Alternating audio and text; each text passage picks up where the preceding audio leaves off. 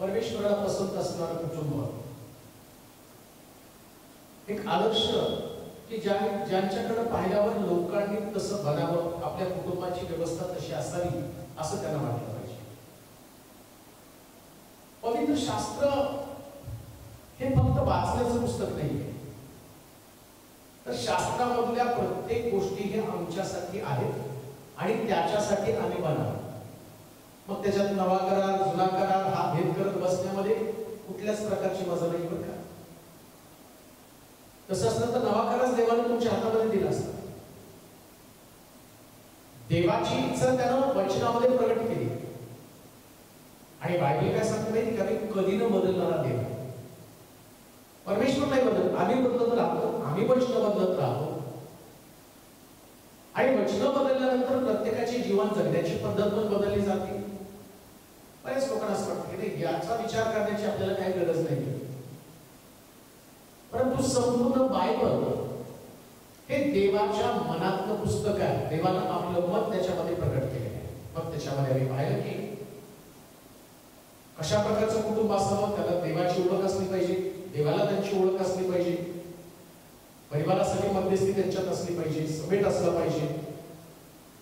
त्यानंतर आम्ही पाहिलं निर्णय त्यांच्यामध्ये असला पाहिजे, त्याग त्यांच्यामध्ये असला पाहिजे.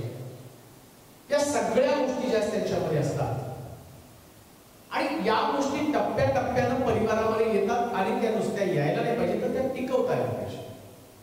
ते वैशिष्ट्य त्या परिवाराचं बनलं पाहिजे आणि प्रत्येक गोष्ट, प्रत्येक वैशिष्ट्य ज्या त्या परिवारामध्ये येतं ना, त्याच त्या परिवाराला पूर्णत्वाकडे जाण्यासाठी मार्ग सांगतात. निर्णय जर त्याच्या खंबीर असेल, परिवारामध्ये पाप कधी प्रवेश करत नाही आणि परिवारामध्ये जर पाप आलं नाही तर त्यांचा वंश टिकतो. आखाडाचं संपूर्ण घराणं नष्ट करण्याचं कारण काय? देवाला वाटलं की हे पापच या घराण्यात पुढे जाऊ नये, असं सगळं घरच देवाने नष्ट करून टाकलं. त्यागाच्या बाबतीमध्ये सुद्धा नाही पाहिजे. एक इसाकाचा त्याग, अब्रामाचा एक त्याग, कुळाला त्याच्यासाठी आशीर्वाद मिळाला ना. जे त्यागानंतर, त्यागाचं वैशिष्ट्य आल्यानंतर ते पिढ्यानपिढ्या जातात. अब्रामाकडे त्याग करण्याची वृत्ती म्हणून इसाकाकडे पण त्याग करण्याची वृत्ती, देवाकडे त्याग करण्याची वृत्ती म्हणून होती, म्हणून येशूकडे पण त्याग करण्याची वृत्ती. ही त्याग भावना प्रत्येकामध्ये असणं गरजेचं आहे. आता धार्मिक परिवाराचं 6वं वैशिष्ट्य आम्ही पाहणार आहोत. त्याच्यासाठी रूतचं पुस्तक, त्याचा पहिला अध्याय आणि त्याची 8 पासून 11 पर्यंतची वचनं आपण वाचणार आहोत. रूतचं पुस्तक पहिला अध्याय आणि त्याचं 8 पासून 11 पर्यंतची वचनं. नामी आपल्या दोघी सुनास म्हणाले, तुम्ही दोघी आता आपापल्या माहेरी जा. तुम्ही जशी वृद्धांवर व मजवर माया केली, तशीच परमेश्वरावर तुम्ही करा. परमेश्वर करो आणि तुम्हास पतिगृह प्राप्त हो विश्वास मिळो. आता नामी आणि तिच्या कुटुंबाचं वर्णन करत असताना ती काय म्हणते, जशी तुम्ही मृतांवर माया केली, माझ्यावर माया केली. यांच्या कुटुंबाचं वैशिष्ट्य काय? आता नामीचं कुटुंब बायबलमध्ये यावं म्हणजे नक्कीच त्यांच्यामध्ये काहीतरी वैशिष्ट्य असल्याशिवाय बायबलमध्ये येणार. माझं नाव का नाही बायबलमध्ये? माझ्या परिवाराचं, माझ्या घराण्याचं का नाव नाही बायबलमध्ये? काहीतरी वैशिष्ट्य. बरं आता सोडून दे, माझं घराणं कदाचित आपलंच आहे. मग काय ग्रुपच्या काळामध्ये फक्त ग्रुपचंच एक कुटुंब होतं का? अजून नव्हतं कुणाचं कुटुंब? एवढी लोकांमध्ये अजून कोणी धार्मिक नव्हतं का? मग त्या कुटुंबाची नावं नाही, मग नामीच्या कुटुंबाचं नाव येण्याचं कारण काय? इथं सगळे मेट त्याच्यामध्ये लपलेले. बेस काय याच्यामध्ये, वैशिष्ट्य काय? का रूतला त्या ठिकाणामध्ये पवित्र शास्त्रामध्ये एक पुस्तक तिच्या नावानं लिहिलं गेलं? का नामीचं नाव तिथं आलं? रूतच्या पुस्तकानं शास्त्रातल्या 66 पुस्तकामध्ये एक पुस्तक म्हणून तिच्या नावाने लिहिलं जावं. याचं बेस काय? काय त्या परिवाराचं वैशिष्ट्य आहे? त्या परिवाराचं वैशिष्ट्य, त्या परिवाराचा बेस काय? तर तिथं म्हणलं, तुम्ही जशी मृतांवर माया केली, माझ्यावर माया केली. माया म्हणजे प्रेम. 6वं वैशिष्ट्य जर कुटुंबाचं काय असेल तर प्रेम म्हटलं. कुटुंबामध्ये प्रेमाची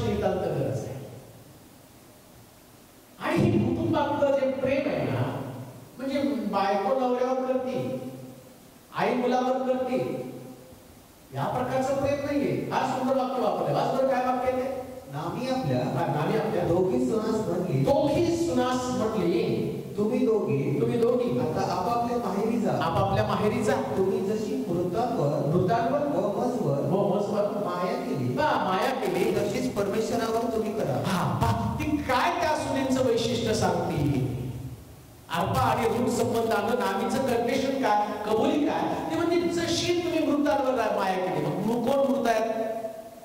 2 मुलं, म्हणजे नामीचा पण नवरा, नामीची 2 मुलं आहेत.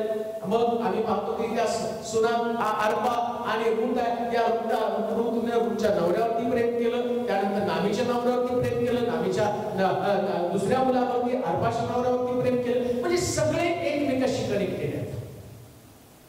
हा माझा नाही, याच्याशी माझा काही संबंध नाही, याच्याशी माझं काही देणं घेणं नाही, मी माझ्या नवऱ्यापुरतं मर्यादित आहे. सासू सुद्धा म्हणत नाही की आता तुमचा नवरा मेला आणि तुमचं तुम्ही बघून घ्या.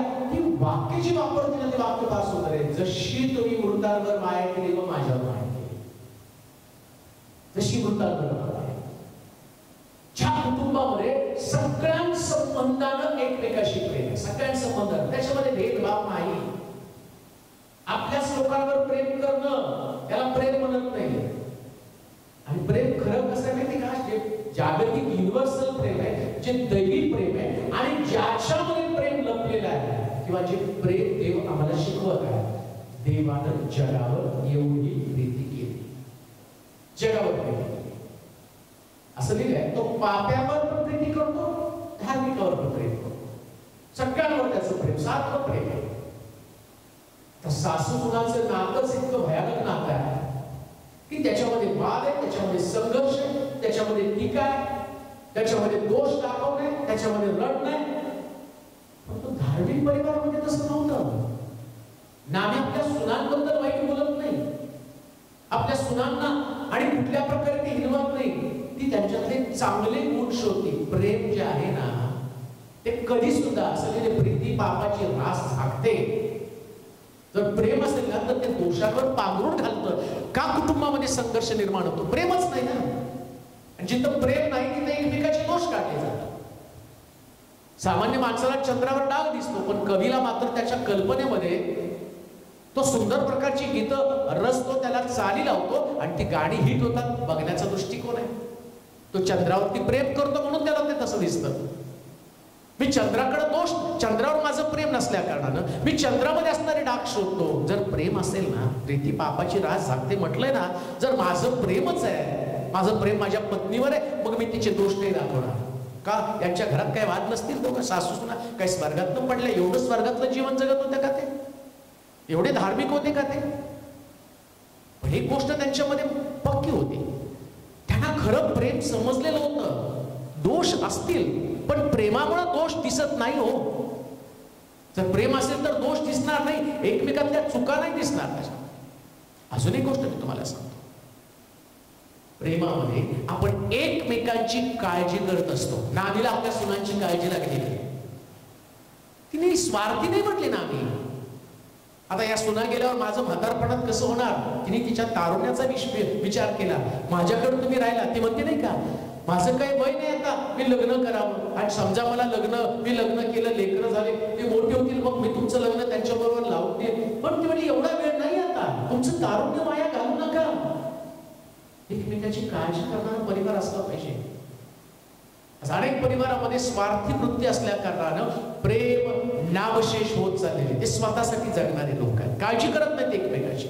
माझं सगळ्यात महत्वाचं, माझं भागलं पाहिजे, माझ्या इच्छा पूर्ण व्हायला पाहिजे, माझं ऐकलं पाहिजे, माझ्यावरती प्रेम केलं पाहिजे, माझ्या भावना सांभाळल्या पाहिजे. मी नाही तर कोणी नाही. नामीमध्ये ती भावना नव्हती प्रिया. सासू सुनेचं नातं नाही. लक्षात घ्या, प्रेम सगळी नाती संपुष्टात आणतं आणि तिथं फक्त प्रेमाचंच नातं राहतं. प्रेमाचं वैशिष्ट्य काय माहिती का? हळदीला जर तुम्ही कशा पण मध्ये टाकलं ना, तर कोणती पण वस्तू असते ना, त्या वस्तूचा गुणधर्म बदलतो, त्याचं स्वरूपच बदलून जातं. प्रेमाची ताकद तीच आहे. ज्याच्यामध्ये प्रेम आहे, मग तिथं प्रेम असल्यावर सासू सुना नसतात, नातीच नसतात तिथं. नामी आता आईची भूमिका बजवत आहे. रुतला आणि अर्पाला म्हणते की याच्यामध्ये स्वार्थ विरहित प्रेम तिच्याकडे. ती काय म्हणते? म्हातारपणासाठी तुम्हाला मला आणि मला तुम्ही नकोय, तुम्ही तुमचं आयुष्य जगा.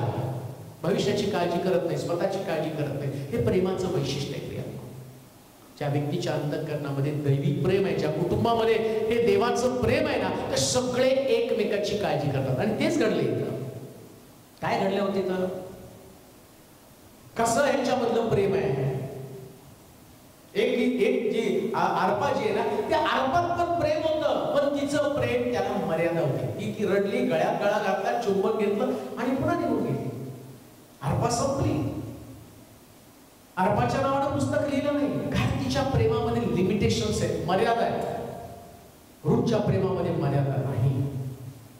तिचं प्रेम जे आहे ते तात्पुरतं स्वार्थी प्रेम नाही.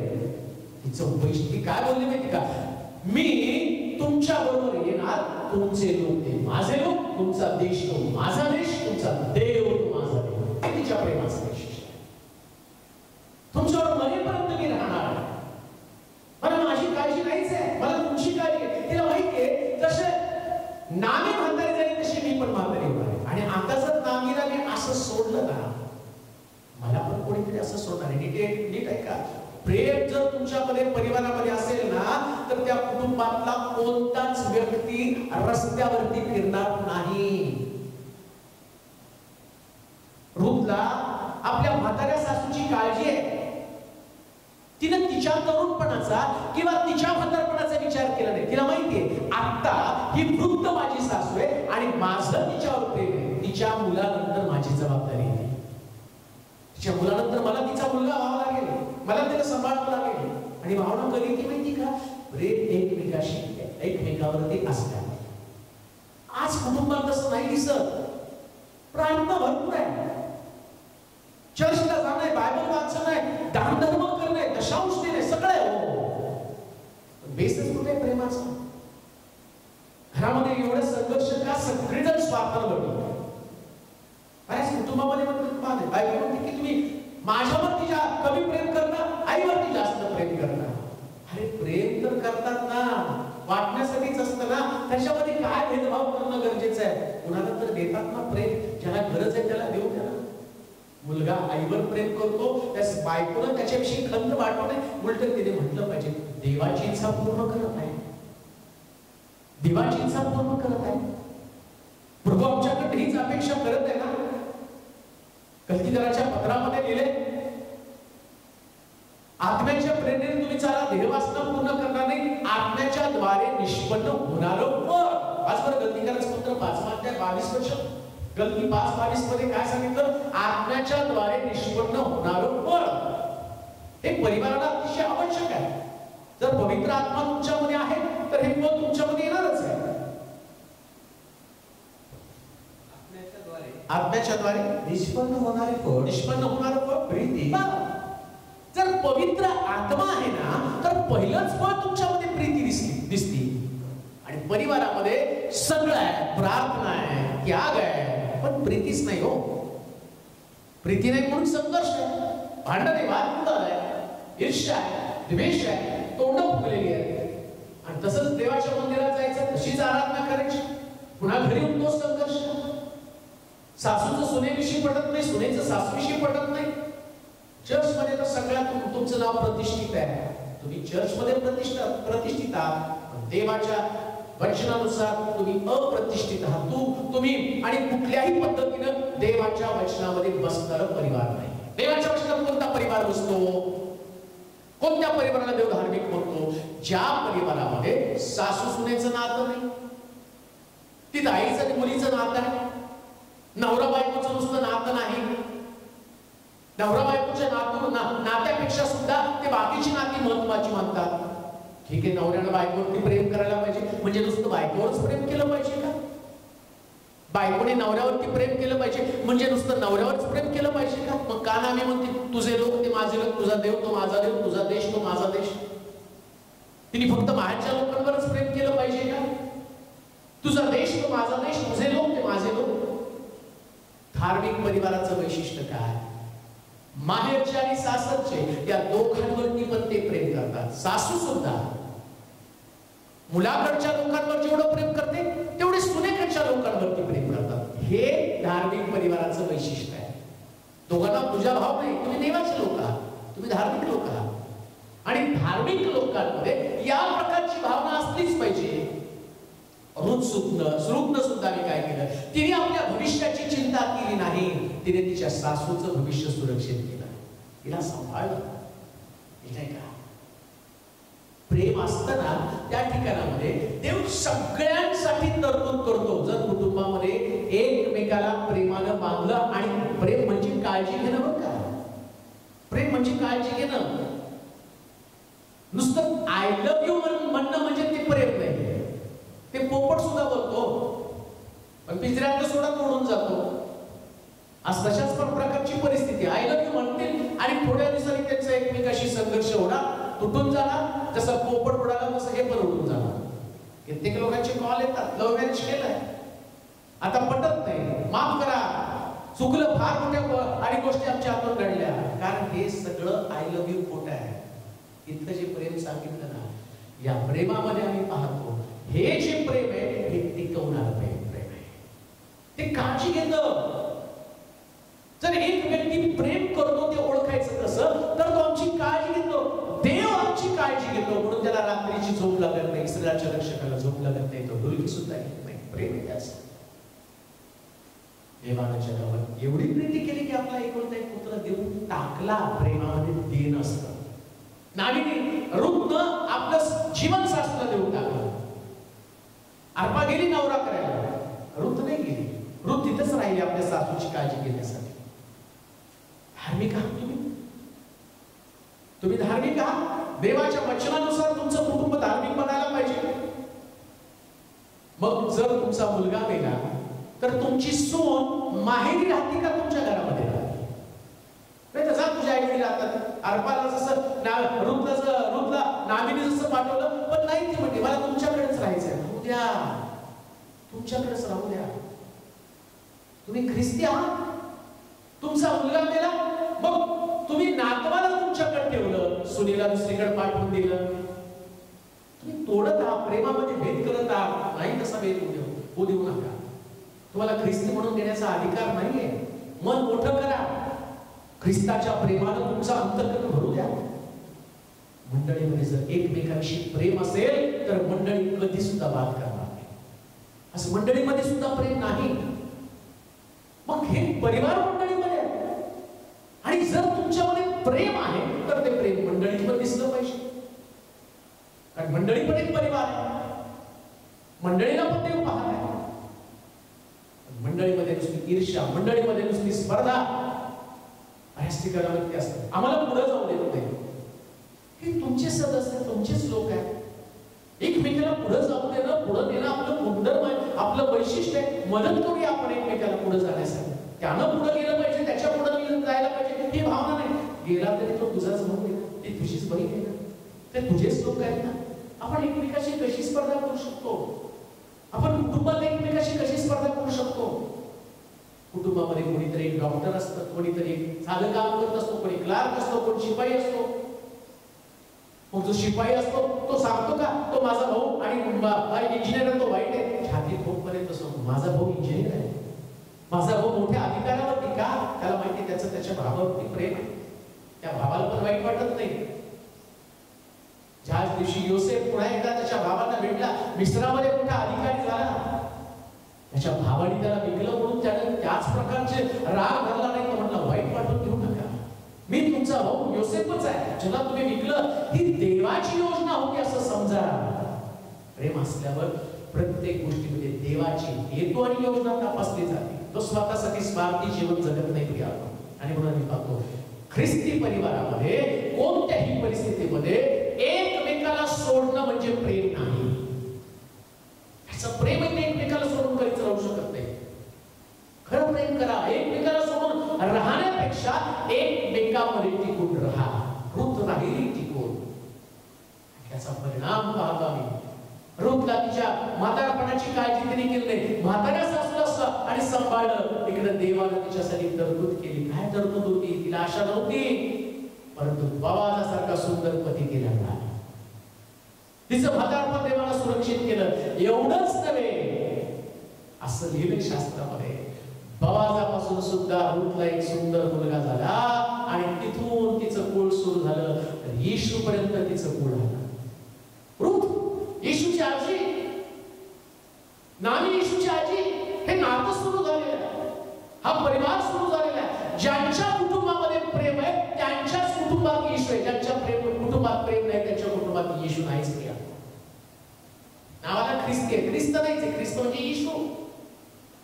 नावाला ख्रिस्ती आहे, प्रेम नाही तर येशू कसा असेल? कारण देवाच्या वाचनात सांगितलं गॉड इज लव्ह, देव प्रेती आहे, देव प्रीती आहे. मग तुमच्या कुटुंबातच प्रीती नाही तर तुमचा देव कुठे आहे? नाही हा एक बाळकाला फार धार्मिक परिवार आहे, बायबल त्याच्याकडे नेहमी असतो, घराघरी चर्चला येतात, दान वगैरे देतात. अहो हे बाळकाने ठरवलं, येशूकडचं ठरवलं, देवा नाही ठरवलं. देव धार्मिक परिवार ठरवताना प्रीतीचं मेजरमेंट करतो. किती एकमेकावरती प्रेम आहे, किती सहनशील आहे. प्रीती सहनशील आहे, कसं एकमेकाचं सहन करता आलं पाहिजे. तक्रार करणं, कुरकुर करणं, गारणं घालणं हे प्रेम नाही. एक वचन वाचा, कलीसिकराचं पत्र 3रा अध्याय आणि 12 वचन. निवडलेल्या परिवाराची तिची वैशिष्ट्य आहे आणि त्या वैशिष्ट्यामध्ये काय सुंदर त्या ठिकाणी सांगितले. कलीसिकराचं पत्र 3रा अध्याय आणि 12 वचन. तेव्हा तुम्ही देवाचे पवित्र व प्रिय असे निवडलेले लोक आहात. म्हणून करुणायुक्त हृदय, ममता, सौम्यता, लीनता, सहनशीलता ही धारण करा. एकमेकांचे सहन करा आणि कोणाविरुद्ध कोणाचे गाराणे असल्यास आपसात क्षमा करा. प्रभूने तुम्हाला क्षमा केली तशी तुम्ही करा. अजून पुढे पूर्णता करणारे बंधन अशी जी प्रीती या सर्वांवर धारण करा.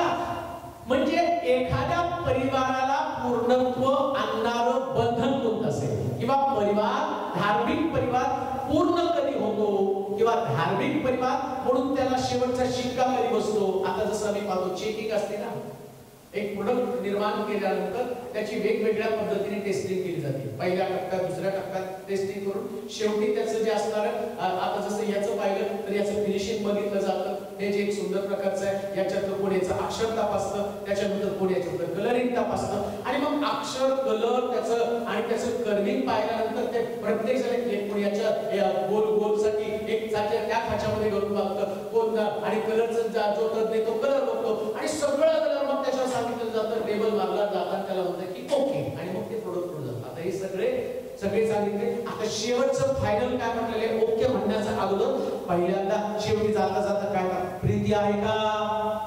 आणि सगळ्यात महत्वाचं काय, प्रीती. पूर्णत्व आणि पूर्णत्व नेणारं बंधन कोणतं तर बायबल सांगतं प्रीती हे पूर्णत्वास नेणारं बंधन आहे. सगळ्यावर पाखर घालणार. कोणतं पाखर आणि काय वैशिष्ट्य त्याच्यामध्ये? प्रीतीमध्ये काय वैशिष्ट्य आहे? हृदय करुणायुक्त आहे. कोणाला पण पाहिल्यावर वाईट वाटतं. ज्या परिवारामध्ये प्रीती आहे ना, एक सदस्य जर कुटुंबामध्ये अडचणीमध्ये तर त्याला वाईट वाटतं, त्याचं अंतःकरण कळवळतं, कारण त्याच्या हृदयामध्ये करुणा भरलेली आहे. अंतःकरणात जर एकमेकांविषयी करुणाच नाहीये, तो संकटात आहे, माझा भाऊ संकटात आहे, माझा मुलगा संकटामध्ये, माझी आई संकटामध्ये आहे, त्यास मन कळवळलं पाहिजे. चर्च मध्ये पुष्कळ दानधर्म करतात, पण आई आजारी पडली तर तिला दवाखान्यात, कारण करुणा नाही तुमच्यात, फक्त नावाची बढाई तेवढी आहे. आई वृद्धाश्रमात आहे आणि चर्चला बिल्डिंग बांधायला लाख रुपये दिले. कोण सांगितलं तुमच्या परिवाराला देव आशीर्वाद देणार? बिल्डिंगला नाही आशीर्वाद देणार, तुमच्या घराला ती बिल्डिंग नाही आशीर्वाद देत. तुझं शरीर हे जिवंत देवाचं मंदिर आहे. या मंदिरात देवाचा आत्मा वास करतो का? या मंदिराला प्रेमाची गरज आहे, त्याला डोनेशनची गरज नाही. डोनेशन नंतर. पहिले आईची काळजी घे, तिला दवाखान्यात दे, तिची काळजी घे, सासूची काळजी घे. तिथं नवरी पिटू नको, आमच्या व्यक्तीने एवढं डोनेशन केलं, लोक चांगलं म्हणतील, देव नाही चांगलं म्हणणार. करुणा तुमच्यामध्ये असली पाहिजे. आजारी पडल्यावर तुमचं हृदय फुटलं पाहिजे, भावाला भेटायला गेलं पाहिजे. बऱ्याच वर्षाचं भांडण असेल, विसरून जा थोड्या दिवस, कारण तुम्ही धार्मिक लोक आहात. नाही मी मेलो तरी त्याच्या मैत्रीला जाणार नाही. तू कशाला चर्चला जातो? तू का चर्चला जातेस? कोणी सांगितलं तुला चर्चला जायला? मला त्याचं तोंड बघायचं नाही, मला तिचं तोंड बघायचं नाही. कुठवर चालणार नाही, कुठपर्यंत तुम्ही करणार आहात? तुमचं तर तोंड देवाने सुद्धा बघायला नको होतं, तरी तुमचं तोंड बघण्यासाठी तो स्वर्गातनं खाली आला का? त्याचं तुमच्यावर प्रेम होतं म्हणूनच ना. मग त्याच देवाचं लेकरू म्हणून तुम्ही जीवन जगता आणि प्रार्थना करताना हे आमच्या स्वर्गातील बापा म्हणता. मग स्वर्गातला बाप अशा स्वरूपाचा नाही, त्याचं अंतःकरण कळवळ्यानं भरलेलं अंतःकरण आहे आणि तो कळवळा देतो. त्यासाठी तुमच्यामध्ये करुणा आणि करुणायुक्त हृदय असलं पाहिजे आणि तुमच्यामध्ये ममता, प्रीतीमध्ये ती ममता पण आहे. करुणा आणि ममतामध्ये फरक आहे. ममता पाखर घालते. आई जास्त लेकरू आजारी पडतं ना, त्या आजारी पडल्यावर जी त्याला खुशीमध्ये घेतली आणि जवळ त्याला फिरवली त्याला म्हणतात ममता. आईला माया. परत अजून पाहतो आईला माया किती लेकराला दूध पाजते. करुणा वेगळी. करुणा आल्यानंतर ती काय करते माहिती का? त्याला जेवण खाऊन देते. पण माया जर निर्माण झाली तर लेकराला दूध पाजते, त्याच्यावर पाखर घालते. तसं परिवारामध्ये जर प्रेम असेल ना तर ते सगळे एकमेकावर पाखर घालतात. नाही राहू चुकलं आपण त्याला बरोबर आई तो शुद्धीवर ठीक आहे ना, शोधू नको त्याचा. वेळापत्र बाप परत माघारी आला, त्याच्या बापाने त्याला परत ममतेने जवळ घेतलं, पाखर घातली. त्याचा भाऊ म्हटला तुमच्या घरात राहून साधं माझ्यासाठी कोकरू कापलं नाही, त्याच्यासाठी अख्खा पुष्ट बैल तुम्ही कापलेला आहे. त्याच्याकडे ते प्रेम नव्हतं, ती माया नव्हती. म्हटलं सगळं तुझंच आहे. माझा हरवला तो सापडला, माझा मेलेला मुलगा जिवंत झाला. बापामध्ये ते प्रेम आहे. कुटुंबातल्या प्रत्येक व्यक्तीमध्ये जर ममता असेल ना तर ममतेनं पाखर घाललं जाईल. हे प्रेमाचं वैशिष्ट्य आहे. तर तुमच्या कुटुंबात प्रेम आहे ना तर सगळे एकमेकावर पाखर घालतात. जी कमतरता आहे ती दूर करतात. पाखर घालणं म्हणजे काय? थंडी वाजणाऱ्या माणसावरती घोंगडी पांघरली जाते, पाखर घातली जाते घोंगडीची. म्हणजे त्याची थंडी जाण्यासाठी त्याच्या अंगात जी क्षमता आहे ती क्षमता संपलेली आहे, सहन करण्याची ताकद संपलेली आहे. पण ती घोंगडी त्याच्यावर टाकली जाते, ते ब्लँकेट त्याच्यावरती टाकलं जातं, त्याला पाखर घालणं म्हटलेलं आहे. म्हणजे त्याची कमतरता दूर करण्यासाठी मदत करणं. आणि ज्यांच्यामध्ये प्रेम आहे ना ते लोक एकमेकाची कमतरता दूर करतात, मदत करतात. त्यानंतर आम्ही पाहतो त्यांच्यामध्ये प्रेम असल्या कारणानं बोलण्यामध्ये सौम्यता आहे. इथं लिहिलंय सौम्यता. अग्रेसिव्हनेस नाहीये, टाळा कावा तडकाफडकी बोलणं नाहीये त्याचं. तुझं असं तुझं तसं तुझं तसं राग त्यांच्याकडे नाहीये. बोलण्यामध्ये सौम्यता आहे. बोलणं खूप सुंदर आहे, प्रेमळ बोलणं आहे. ते शब्द माणसाच्या मनामध्ये सगळ्या द्वेष भावना काढून टाकतो, दोष काढून टाकतो आणि तो व्यक्ती बदलायला लागतो. तर कुटुंबामध्ये प्रेम असेल ना तर त्यांच्या बोलण्यामध्ये फार मवाळपणा असतो, राग नसतो, काहीतरी केल्याची करून दाखवण्याची भावना पण त्यांच्यामध्ये नसते. त्यांचं बोलणं पण सौम्य असतं आणि त्यांच्यामध्ये असते लीनता. लीनता म्हणजे माघार घेणं. ज्याच्यामध्ये लीनता आहे ना तो नाही माझं चुकलं पहिल्यांदा तो सॉरी म्हणतो. प्रेम आहे ना. प्रेम नसल्यावर मग तिथं मी असं बोललोच नाही, मी असं केलंच नाही, त्याने यावं, त्याने मला माफी मागावी, त्याने अमकं करावं, त्याने तमकं करावं. तुझ्यामध्ये प्रेम नाही म्हणून तू तसं म्हणतो. आणि प्रेम असलं म्हणतो नाही ते गमावलं नाही पाहिजे, माझंच आहे. आई वडिलांच्या बाबतीमध्ये बघा किती पण लेकर वाईट वागले ना 2 पावलं तेच माघार घेतात, कारण त्यांना त्यांच्या लेकरांना गमवायचं नसतं. त्यांचं प्रेम त्यांच्या मुलावरती असतं. देवानं पण 10 आज्ञा दिल्या ना, नियमशास्त्राचं पुस्तक दिलं, सगळे दंड सांगितले त्याने. हे केलं तर तुम्हाला हा दंड मिळेल, डोळ्याबद्दल डोळा, हाताबद्दल हात, एवढे दंड दिले. 2 पावलं माघार घेतले देवानेच. येशू संबंधानं म्हटलं जो गाडवीच्या शिखरावरती बसून आला तो यशस्वी व लीन अशा प्रकारचा आहे, तो न्यायी आहे. दैन म्हणले नाही, लीनता त्याच्यामध्ये होती. त्याने माघार घेतली आणि आम्ही पापी असताना पहिलं प्रेम त्यानं आमच्यावरती केलं. तो असं नाही म्हटलं हे लोक मला क्षमा मागायला मी क्षमा करेन. तो स्वतःच म्हटला हे बापा यांना क्षमा कर, त्याला माघार घेतली. सहनशीलता त्याच्यामध्ये असते, ज्याच्याकडे प्रेम आहे त्याच्यामध्ये. तातडीने निर्णय घेत नाही, ताबडतोब नाही घेत. पती पत्नीमध्ये संघर्ष असला की ताबडतोब निर्णय. तुम्हाला नकोय मी तुझ्यापासून विभक्त होतो, घटस्फोट. आई बापांचं मुलावर प्रेम नसलं ते पण निर्णय तर तू घराच्या बाहेर जा. मुलांचं आई बापांवर प्रेम नसलं चला आम्ही घर सोडून चालला. कुठवर चालला नाही. तुम्हाला चर्च मध्ये जायचं, देवाची उपासना करायची आणि मग आराधना करायची, हात वर करायचे, अमक करायचं. कशासाठी? तातडीने निर्णय घेऊ नका. थोडी सहनशीलता, थोडं अंडरस्टँडिंग घेऊ द्या. काही गोष्टी करण्यासाठी देवाला भाव द्या, वेळ द्या. परमेश्वर बदलणारा देव आहे. पवित्र आत्म्यामध्ये एक ताकद आहे, मनाचं परिवर्तन करतं, विचारांचं नियंत्रण करतं. आणि त्याच्यानंतर मी पाहतो ज्याच्यामध्ये प्रीती आहे त्याच्यामध्ये क्षमेचा भाव सुद्धा आहे. क्षमा करणारा तो व्यक्ती आहे. मग त्याला असं क्षमा करणारी प्रीती, पूर्णता करणारी प्रीती, हे सगळे त्याच्यामध्ये असल्यावर प्रीती पूर्ण होती. हे गुण त्याच्यामध्ये असल्यावर प्रीती पूर्ण होती. म्हणजे प्रीती दिसती एवढी, एक शब्द प्रीती, आणि या शब्दामध्ये आज बघतो आय लव्ह यू म्हटलं की संपलं नाही. हे सगळं असल्यावर मग आय लव्ह यू आहे, तोपर्यंत नाही. हे सगळ्या गोष्टी त्याच्यामध्ये पाहिजे. कोणत्या पाहिजे? करुणायुक्त हृदय पाहिजे, ममता पाहिजे, भाकर घालणं पाहिजे, बोलण्यामध्ये सौम्यता असली पाहिजे, माघार घेण्याची वृत्ती असली पाहिजे, सहनशीलता असली पाहिजे, क्षमा करण्याची वृत्ती असली पाहिजे. मग प्रीती पूर्ण होती. तोपर्यंत प्रीती नाही पूर्ण होत. मग प्रीतीची पूर्णत्व त्या ठिकाणामध्ये होतं. आणि शास्त्र काय सांगतं? प्रेम हा कुटुंबाचा पाया आहे. आणि ज्या कुटुंबामध्ये प्रेम नाही ते कुटुंब धार्मिक नाही. प्रेमासंबंधीचे बरेच संदेश जर तुम्ही युट्यूबला पाहिले तर तुम्हाला ऐकायला मिळेल. आणि प्रीतीचं रहस्य म्हणून जीसस इंडिया टीव्हीवर एक सुंदर संदेश आहे, त्याच्यामध्ये तुम्हाला या प्रीती संबंधाला बरंच काही ऐकायला मिळेल. परंतु एक गोष्ट मला तुम्हाला सांगू द्या, कुटुंब ओळखलं जातं धार्मिक ते फक्त प्रेमामुळं. आणि ते प्रेम जर तुमच्यामध्ये असेल तर नक्कीच देव तुमच्या जीवनामध्ये पूर्णत्वाने देवा तुम्हाला आशीर्वादित करू. तुमचं हृदय प्रीतीने करू. आपण प्रार्थना करू. सर्वशक्तिमान जिवंत सामर्थ्यानं भरलेल्या देवा, तुझी स्तुती करतो, तुझ्या पवित्र गौरवी नावाला महिमा देतो. आम्ही अपूर्ण आहोत. आम्हाला नाही तुझं वचन समजलं. आज जगाला खरंच प्रेमाची गरज आहे. जर कुटुंबामध्ये प्रेम आलं तर बरेचसे प्रश्न या प्रेमाने संपून जाणार. कुटुंबात प्रेम नसल्या कारणानं छोटीशी मुलं आई बापाची हत्या करण्यापर्यंत त्यांची मजल चाललेली आहे. का तर प्रेम संपुष्टात आलेलं आहे. त्यांच्यातली सहनशीलता संपून गेलेली आहे.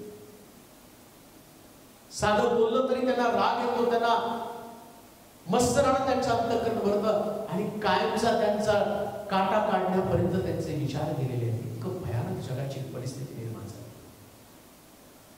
रोजच्या बातम्या ऐकून मन सुन्न होऊन जातं, विषण्ण होऊन जातं. प्रभूजी, या दिवसामध्ये प्रत्येक परिवाराला तुझ्या प्रीतीने भर, लहानातल्या लहान व्यक्तीला सुद्धा. देवाचा निरोप त्यांच्यापर्यंत जाऊ दे प्रभूजी. राग आले तातडीने निर्णय घेऊन कोणी कुणाचं जीवन संपू नये, कारण हे देवानं दिलेलं उत्तम प्रकारचे देणगी तुझं जीवन आहे प्रभूजी.